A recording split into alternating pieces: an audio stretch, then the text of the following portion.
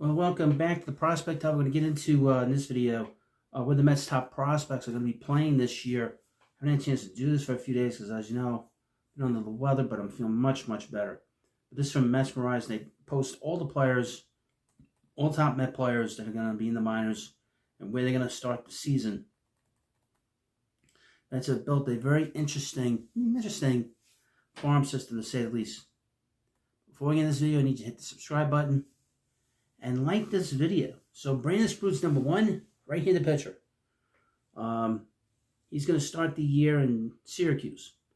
And he pitched on Saturday. He pitched much, much better than he did in his opening start for himself for Syracuse.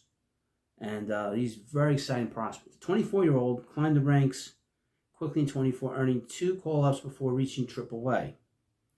His fastball can hit triple digits, but lacks movement, so he'll remain in Syracuse until he fully refines his arsenal. He has the best upside and is the best overall arm in the Mets system by far. He is a kid that has, and what's interesting about him is he pitched 4 years in college in Florida due to the fact the Mets couldn't come to an agreement with him in 22, and then they redrafted him in 23. But also he wanted, I guess he promised his parents he'd pitch 4 years and go to school for 4 years in college too. So he he really has a higher innings limit than most pitchers do in the minor leagues. So he will be here with the Mets. If he pitches well, he will be with the Mets. Before you know it. Jett Williams, number 2, shortstop, second base, center fielder. He's going to start the year in Binghamton. Now, Williams faced his first setback in his professional career in 24, hitting just .215 last year after a very good 23 in high A. However, he showed some promise with a few solid games late in his 2024 AAA stint. Don't mention here that he was injured with a wrist injury, and he missed most of the season. So keep that in mind. I was very surprised the Mets sent him back to AA, but I guess they kind of felt maybe he's rushed a little bit that first full season in the Mets minor leagues. Next up at number 3 is center fielder Carson Bench. He's going to start the year in Brooklyn. Bench, 22, is the Mets' first round pick in 2024 at Oklahoma State. A two-way player in college, he will focus solely on hitting in the pros with St. Lucie. Or actually now with Brooklyn. And St. Lucie, he hit .273, 420 on base, and a .436 slash line. He'll now report to Brooklyn, where it will be interesting to see how he adjusts. As that park is not very good for left-handed power hitters, but he's sort of a line drive hitter too, or a gap-to-gap guy. But we'll see how he develops. Number 4 is Jonah Tong, one of the real graduates of the Mets pitching lab. He'll be starting the year in in Binghamton, which is interesting. Tong spent most of last season high A before earning a late season promotion to Binghamton, where he'll start this year. He was excellent 24, posting a 3.03 ERA of 818 innings.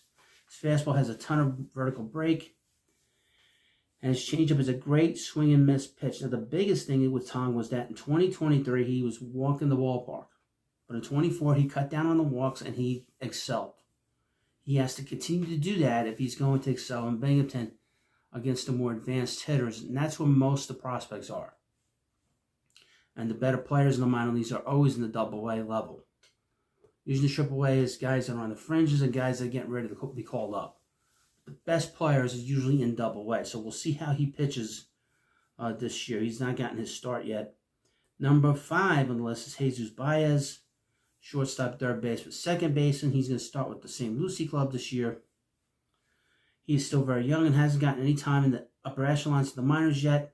However, he has impressed in his time at St. Lucie and Brooklyn. Fortunately, he tore his meniscus last summer, right after being promoted to high A. He'll begin 2025 back in St. Lucie as he works his way back. And he played a little bit spring training. He had a couple of home runs. He looked pretty good. But he needs a lot of work. 20 years old. Number 6. Another interesting play. Nolan McLean, right-handed pitcher. He's going to start the year in Binghamton. He could be with the Mets this year at the bullpen. Mets could put him in the bullpen this year. But he was a two-way player. And they right here, after Sproat, McLean's probably the next closest arm to the majors.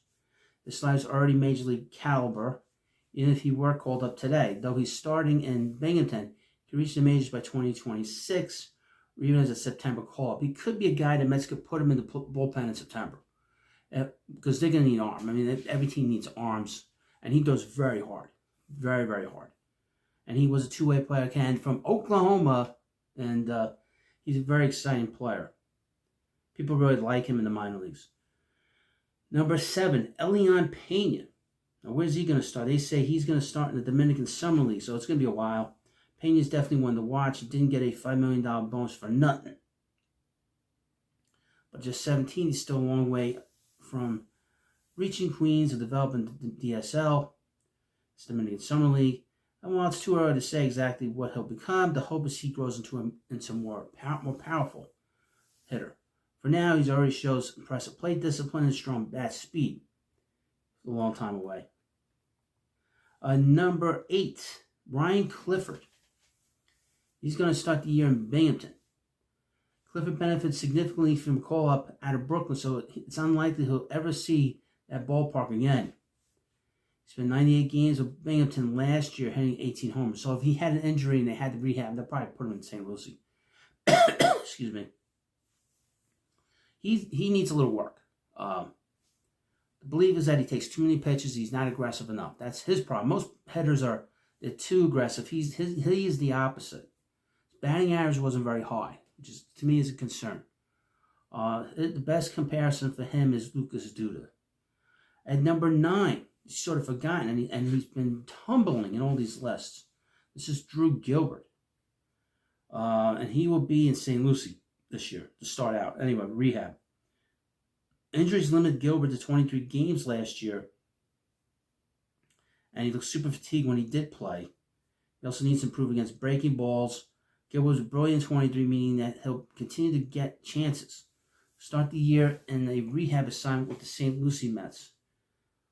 He needs to play, okay? I mean, he had a chance to make the Mets last year, and he hurt his hamstring, and he was out a good portion of the season. Number 10, Luis Angel Acuna. Right now, he's with the Mets. He's begun the year in the majors, but whether he stays there remains to be seen. Once Jeff McNeil returns, he'll be competing with Brett Beatty for a roster spot. Now, here's the thing. He and Beatty have not played well. They haven't hit. So, one of them is going to get sent down. Okay? If this continues and Jeff McNeil is ready to come back, one of them is getting sent down. Who that will be, I don't know yet. It's all going to depend. Now, Acuna is a better defensive player. He might have an edge to stay. But these guys got to hit. They don't hit, they're not staying. Simple as that. Number 11, Ronnie Mauricio. Right now, he's still on the injured list. So, I don't know where they're going to put him yet. He's not ready to play yet. He's always been electric for his raw power. However, he suffered an ACL injury in winter ball. Hasn't seen action since 23. If the Mets need him, he could serve as a bench option once he returns. He has a chance to be a very good player. He might be a better player than Mauricio, and I mean better than Acuna and Beatty in my opinion. But we'll see what happens. Hopefully, he gets healthy, get him back on the field, and that'll set things up really good. They don't have where he's going to start the season. Number 12, Jeremy Rodriguez. He's with the St. Lucie Mets. Rodriguez has a high floor, but also some upside thanks to his excellent bat-to-ball skills. He'll get his first reps in Pro Bowl this year with hopes of adding more power to his game. I mean, Pro Bowl, stateside, because he's been in the Florida Complex League and DSL. Mets picked him up at a trade for Tommy Pham from the Diamondbacks. Next up is Boston Barrow, number 13. He's starting here in Brooklyn. He had a very impressive debut in spring training. That's really liked him. He had a big game in the spring breakout. He's a guy to keep an eye on. Put an asterisk next to his name. He could be a top 10, top 7 prospect by the end of the year. He's got the best plate discipline in the Mets system. He has a strong arm. Makes him likely fit at third base. So, number 14, Jonathan Santucci, who's a lefty from Duke University. He's had injuries in the past. The Mets draft a lot of players that have had injury-riddled college careers, but they're all high upside guys, and that's what Santucci is. He will be starting in Brooklyn. The Mets thought pretty highly of him. Blade Tidwell pitched well in his first start. He's in Syracuse, but did not pitch well in his second start. And he didn't pitch well last year in AAA. We'll see how he goes. But if he pitches well, he could get a start here or there. He might be a guy destined for the bullpen. Number 16, Trey Schneider. He's going to start the year in St. Lucie. He graduated high school last year as Missouri's top shortstop. He has excellent bat speed, but profiles more as a doubles hitter than a home run hitter. In limited time in single-A action, he hit 182 over 26 plate appearances with no extra base hits. Number 17, another forgotten player who's sort of tumbling on the Mets list, is Marco Vargas, and a lot of it had to do with the fact that he was injured last year. He will be in St. Lucie. He's still very young. He'll be younger than most of the players he'll be going up against, but he's a guy to keep an eye on. Nate Doe made his professional debut on Friday. Pitched okay with the St. Lucie club. He doesn't throw extremely hard. He's a right-handed pitcher, but he compensates with exceptional control. If he can stay healthy, according to this report, he could gain more attention. His impressive 1.23 ERA in the SEC last year shows some of the potential he possesses. And he's going to be in Florida this year to start. Number 19, Eli Serrano III. He'll be starting his season in Brooklyn, a tough place to hit. A 2024 first-round pick as a college sophomore. He's a well-rounded player. While he doesn't excel in any one area, he's also weak in. He's also not weak in any. Okay. According to MLB Pipeline, this upper-level exit velocities were above average for the Florida State League. He's saying the Mets may have found something to work with. Now, he is a guy that has potential to have a lot of power, but it didn't really develop in college. We'll see how it develops. And he's a very lanky guy. You've seen pictures of him and videos of him. He's very, very lanky. Number 20, Nick Morbido. Morbido, and he'll start the year in Binghamton. Morbido hit .312 between St. Lucie and Brooklyn, earning him a spot in Binghamton to start 2025.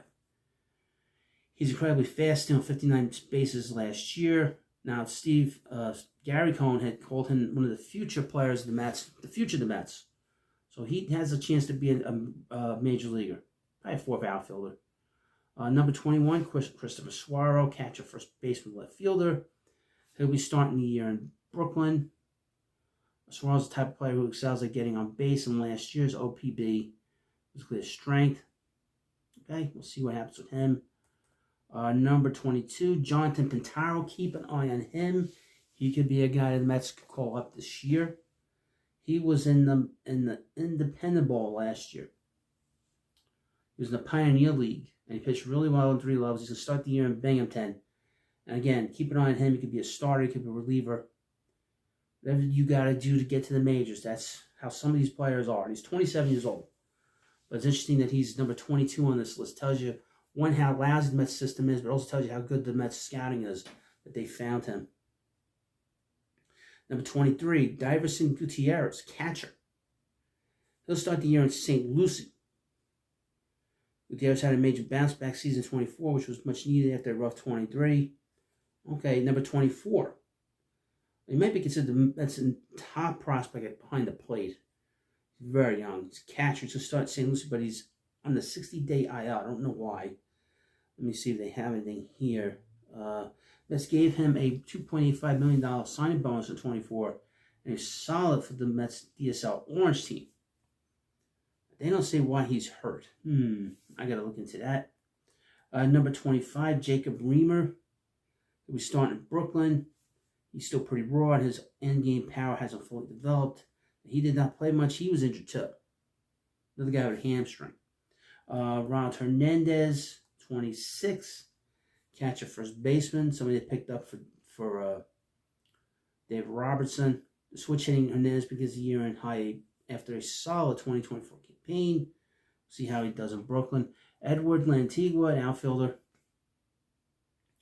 Doesn't say where he's going to start. He's just 18 years old and posts a strong 122 WRC+. in 2024 for the DSL Mets. He can play all three outfield positions, but he profiles better at the corners. Number 28, A.J. Ewing, second baseman outfielder. He'll start in St. Lucie. Jack Winninger, who started his first game of the year, and I think in Binghamton. He was drafted in the 6th round, 23, and has been effective so far in his pro career. And number 30, Will Watson, St. Lucie. He's going to start the year in St. Lucie. He was dominant in college, and the hope is his success will translate to the pros. Start in St. Lucie with the goal of developing into a major league rotation piece in the coming years. If he can refine his command, his stuff should play at higher levels. Now, a couple players, interestingly enough, aren't on this list is Colin Houck. That's the number 1 pick from 2023, and Kevin Parada. That's the number 1 pick from 2022. They have collapsed in terms of prospects. I think we're pretty fair to assume that Kevin Parada is probably a bust. And I don't know who Colin Houck is, but Colin Houck is a major surprise because he came from, he was the best player in Georgia in 2023. He was the Gatorade Player of the Year in high school, and I don't know what happened there. His whole stock just collapsed. Just had a terrible year, striking out like crazy, not making a lot of contact. Kevin Parada, I saw Kevin Parada last year because SNY broadcast a lot of their games, and they're going to broadcast their games again. But they play a lot of the Binghamton games on SNY, and from what I saw from Parada, his bat's slow. I mean, his bat's just not fast enough to catch up with a good fastball. It's just not there. And it's a small sample size, but I saw enough of it that's what it looks like to me. So, which is surprising because he had a reputation to be a very good hitter, and that the bat's just not there. It's just not fast enough, in my opinion, from what I saw. I can only comment on players that I see. I can't comment on players I haven't seen. His bat is slow. Most of my prospects, I haven't seen them.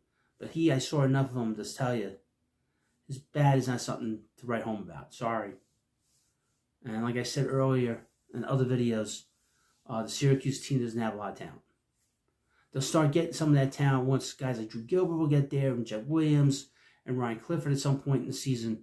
But right now, there is not a lot down in AAA. Other than Blade Tidwell and Brandon Sproat, and to a lesser extent, Dom Hammer, who was a prospect, did not get claimed off the Rule 5 draft and is not on the 4-man roster. And I also would mention, too, that the 2021 draft is a complete total bust. It's probably been a bust for a while, but it is a complete total bust. Because when you see guys like Mike Vassell getting moved around, and he's getting picked up on the Rule 5 draft, and he gets traded from the team that picked him up. The Red Sox traded him, and he's with another team now.